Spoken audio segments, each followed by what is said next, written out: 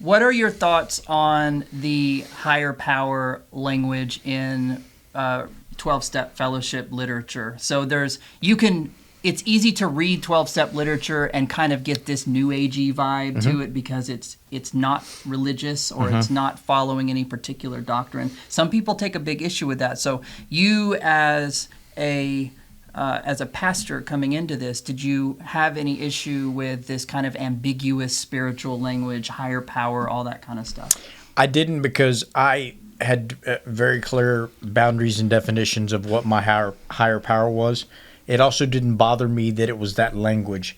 And I'm going to tell you a brief story. I won't say who it is, but someone very close to my wife and I struggled with alcoholism for most of their lives, and they went to recovery, and they weren't spiritual. Went to recovery, and in recovery started going to a New Age church because it was the spiritual journey of recovery spoke to them, and they started going to a very New Age type church. That lasted about 2 months, and they, in their own personal time and reflection time, they decided they wanted to try some different churches out. So they ended up going to a very biblically grounded church, and it changed their lives. And that path took them down the right path. It wasn't instantaneous.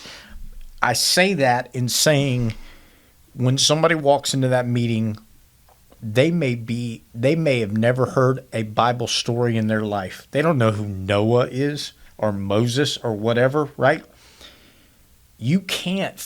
They're trying to get off drugs or alcohol.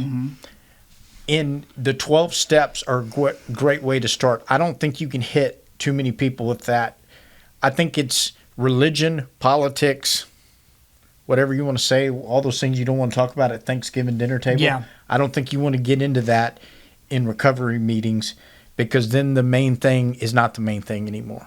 And the main thing has to be the main thing.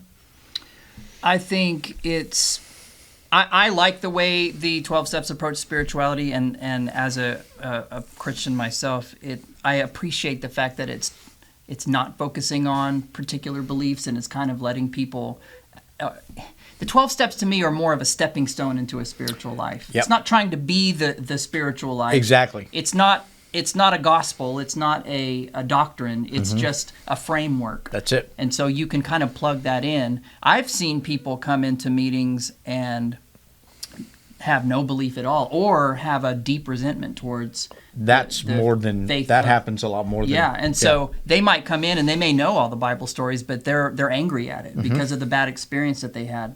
And so, but I have seen, because they stick around and they kind of let the spiritual part of the program grow, seep in a little bit, and then I've seen people go on to believe and then go back to church without the resentment. And I think that's a really powerful thing. And everybody, you got to give them room. And I'm not sure that would be the case if they went in and we were bashing them with the Bible right off the bat. That's exactly They'd probably just walk out. They would, for sure. Good answers. Thank you. That's good insight.